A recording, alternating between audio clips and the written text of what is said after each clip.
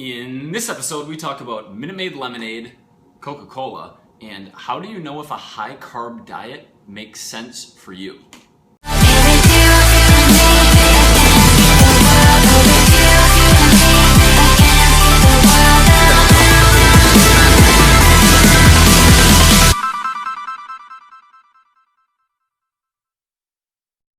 Hello everybody, welcome to Equals and Alternatives episode 76. I'm your host Mike Vacanti, and today we are reviewing Minute Maid Pink, actually Minute Maid Lemonade, but this was pink lemonade before I drank it yesterday, which is what gave me the idea to review it. Don't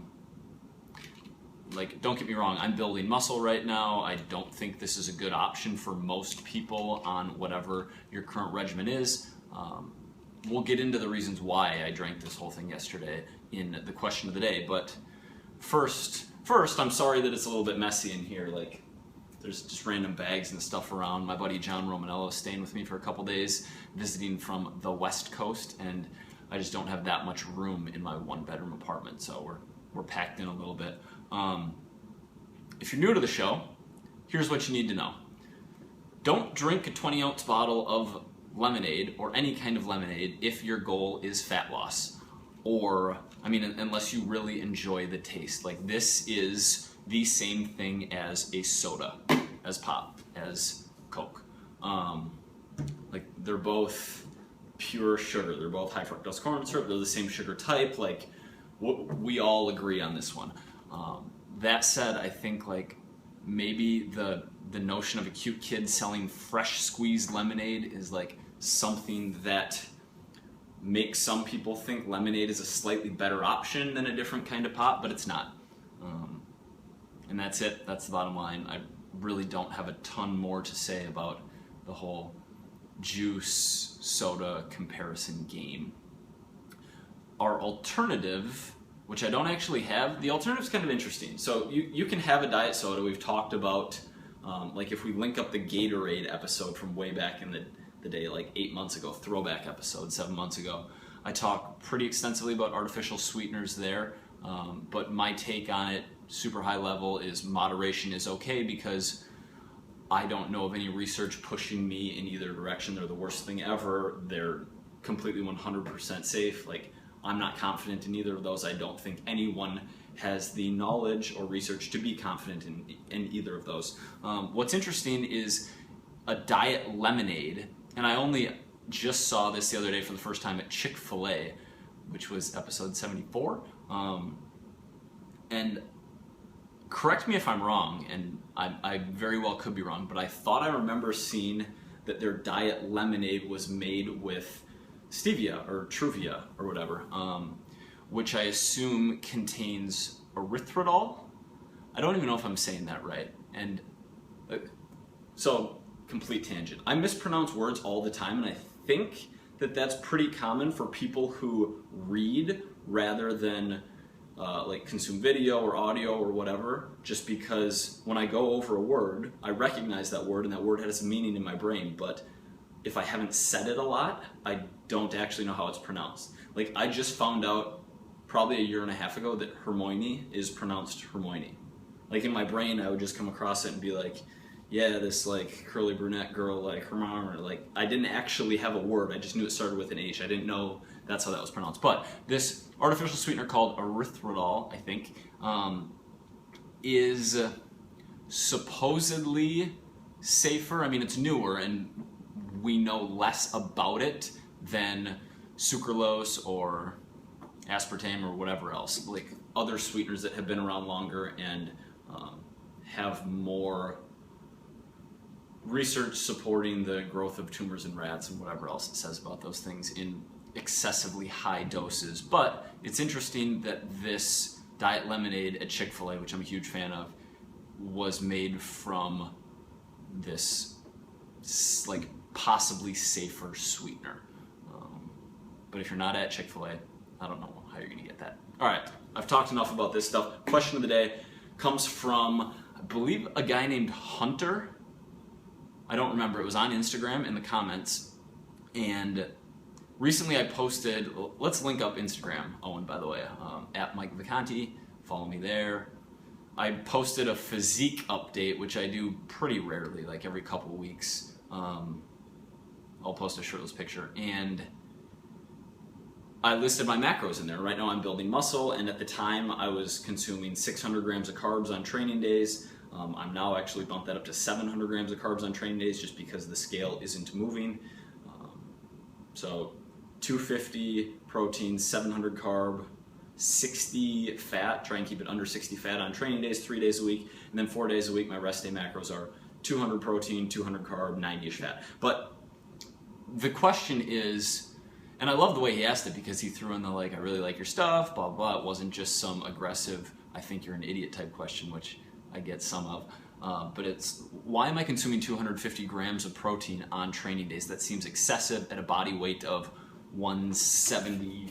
All right, guys, I apologize. I don't know where exactly we cut off. I think it was while I was weighing myself, so that I could tell you that my macros at a body weight of about 173, which isn't moving. I bumped my carbs by 100 grams on training days, just to bring that surplus up a tiny bit overall. But the question, and I'll talk about the high carb, my theory behind it, but the question was, why am I eating 250 grams of protein when most available research says that a gram of protein per pound of body weight, so 173 grams of protein, in a calorie surplus is sufficient to build muscle, and sufficient meaning consuming more protein isn't going to be more beneficial to building muscle. The one like main reason is there are so many carbs that have tag-along proteins that when you're eating massively high carbs, I'm getting over half of my protein for the day from carb sources, from oats. Like for every 30 grams of carbs, there's 5 or 6 grams of protein in oats. So I'm getting 90 grams of protein, 100 grams of protein from things like oats and pasta and like other carb sources. And that protein, like protein quality is a very small thing, but I'm not getting many protein sources with complete amino acid profiles like eggs or meat or, you know, any traditional protein, fish.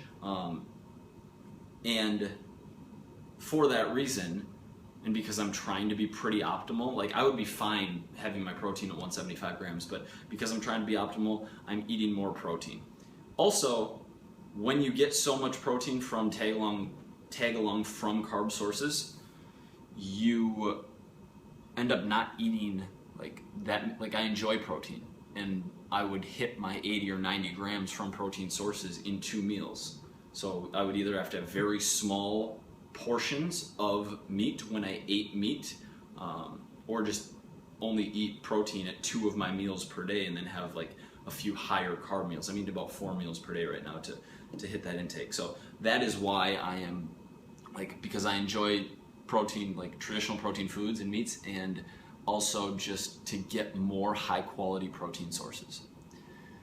The other questions were mainly around the super high carb intake, and that's just something I'm playing with. I don't think that the carb to fat ratio in your macros matters compared to a lot of other things. Right? I've been training for many years, and so I'm trying to get every last drop of muscle gain out of this surplus that I'm in, so I'm trying to be super optimal, but it probably isn't necessary. It might not be necessary for you. But if it is, I'm going to go deeper into it right now, because that's why I'm doing the question of the day, so that I can go deeper, because this stuff, if you watch every episode, is kind of fluff. If you're new, it's great, you know, pink lemonade, yeah. But I lost my train of thought. High carb. Okay, so I am super high carb because it is physiologically more difficult to store carbs as fat than fat as fat, right? Than dietary fat as body fat. And that's a little bit of a misleading statement, because when you go super high carb, you end up using more carbs as energy than if you were a little bit lower carb, in which case you like fat oxidation, body fat oxidation would be a bit higher. But by keeping fat very low in a surplus and going high carb to achieve that surplus, I am storing less fat than I would otherwise. I think, like, I hypothesize that based on what I know. Some other reasons are that I have good insulin sensitivity, and I think there are ways to get, like, you can get your insulin sensitivity tested via blood tests, and like, I don't know. I don't know the formal process of that. People don't really do it. You are better off determining your insulin sensitivity by like following some qualitative factors. How do you feel after a high carb meal? Like, do you feel super energetic and then crash 40 minutes later, or do you feel good? Do you feel okay?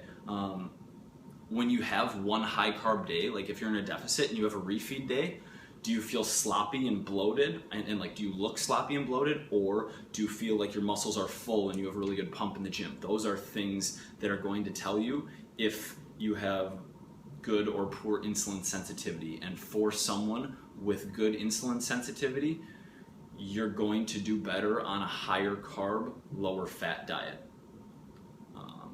So yeah, that's what I'm doing with my macros myself, and that's why I have training day protein higher than you would expect it to be. If you have follow-up questions, drop them below in the comments. I'm happy to help. We covered our alternative. That's it. Rainy day here in New York City. I'm pretty soaked still. Was just outside to buy this Coke. All right.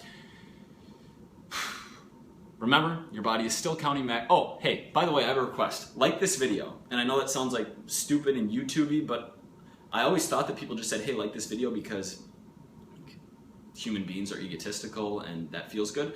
And you can dislike this video if you want, because the reason is that the more interaction on this video, the higher the SEO juice, the more people that are going to find my channel, and like the more people I can help, the more reach I have, the more I can grow my brand.